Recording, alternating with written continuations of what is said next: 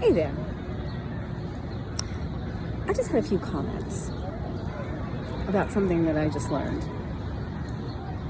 Something about which I just learned. See? The Catholic girl in me. It's about Catholics. Sometimes we can actually dig down deep into ourselves and find pride. You know, we're talking about pride this month. Let's talk about Catholic pride. When the LA Dodgers initially decided to host the Sisters of Perpetual Indulgence, a hate group, essentially, a group that mocks and attacks the Catholic Church on a regular basis. When the Dodgers initially announced that they were going to do this, there was some pushback from Catholics, and the Dodgers seemed as if they were going to respect us. Even though Catholics generally don't go and behead people and, throw firebombs into editorial offices in Paris when our religion is attacked, be that as it may, they decided to respect us. And that lasted for about 12 seconds. And then there was pushback from the LGBTQ community during Pride Month. And so the Dodgers decided that they were going to fold. Tommy Lasorda was spiraling in his grave toward China, and because he used to celebrate mass before some of the games when he was manager, but they decided to show off their tolerance during Pride Month. And the game at which the Sisters of Perpetual Indulgence were honored, quotation marks. First of all, the attendance was lower than the average attendance for most of the games over the last couple of seasons.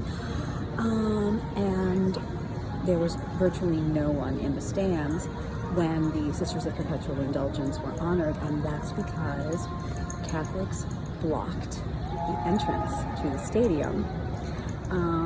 They were organized by requests from some parishes in LA, and I believe there was some kind of a national movement to do this, but I think that was fantastic. That in and of itself was worth the ticket to the show.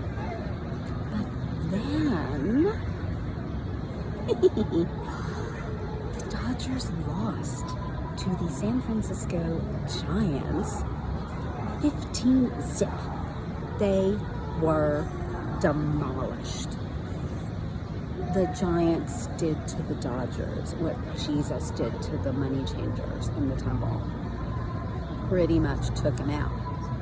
So I think the moral of the story is that when we are organized and when we think that we deserve it, Catholics can be a force to be reckoned with. Sorry, dangling participle. Sorry, Sister Mary Emanuel. No. Couldn't think of it quickly enough to get the correct grammatical form. And the other thing is this. I'm an immigration lawyer. I do a lot of asylum cases. I do a lot of religious persecution cases. And although I would not say that the Dodgers were persecuting Catholics, they were showing such a level of disrespect that it rises to the level of bigotry and discrimination. And I fight for the rights of all religious groups to be able to practice their faith and be respected. I would not be a very good advocate for religious freedom if I didn't do that with my own religion, my own faith. So I'm really proud of what we were able to do. Because it's one thing to write letters to the editor and, complain. It's another to actually have an impact on America's game. And maybe America's team, not really sure about that. And can I say that this wouldn't have happened if the Dodgers had remained in Brooklyn? Toodles. Have a good night.